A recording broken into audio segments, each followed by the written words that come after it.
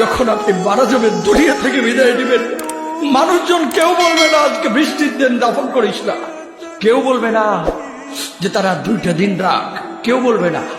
কবরের মধ্যে যখন নিয়ে যাওয়া হবে, আপনার স্ত্রীর কথা মনে পড়বে, আপনার সন্তানের কথা মনে পড়বে, আপনার বাবার কথা মনে পড়বে। সবচাইতে বেশি কষ্ট আপনাকে যে জিনিসটা দেবে, কি নিয়ে কবরে ঢুকলাম, কেন সুদ খাইছিলাম, কেন ঘুষ খাইছিলাম, কেন কবরের জিন্দেগির জন্য প্রিপারেশন নেই নাই। দুনিয়ার জিন্দেগিতে একটা মামলায় ফেসে গেলে সুপ্রিম কোর্টে যাওয়া যায়, উচ্চ আদালতে যাওয়া যায়। আখিরাতের জিন্দেগিতে কোনো মামলায় ফেসে গেলে পালাবার কোনো আর পথ নাই। চলে যেতে হবে। দালান ঘর, বাড়ি ঘর, টাকা পয়সার জন্য পাগল হয়ে থাকে আমরা, কিন্তু এটা আমার আসল ঘর নয়। যেই গোসলখানাটারে আমি এত সুন্দর করে টাইলস করে ইটালিয়ান ফিটিংস দিয়ে বানালাম, আমার জীবনের শেষ গোসলটা কি ওই গোসলখানায় হবে?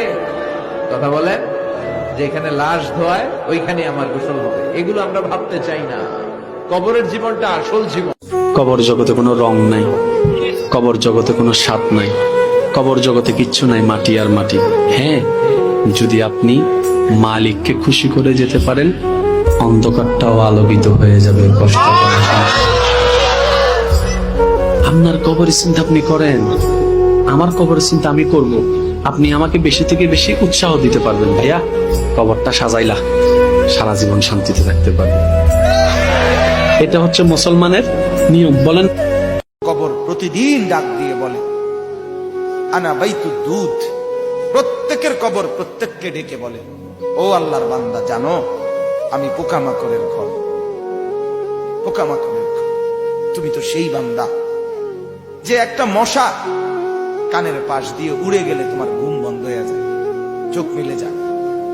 একটা মশার গুনগুন আওয়াজ সহ্য করতে পারো না। একবার কয়েল, একবার অ্যারোসোল, একবার মশারি, এরপরও তুমি চাও যে একটা মশাও যেন আমার কানের কাছে গুনগুন না করে।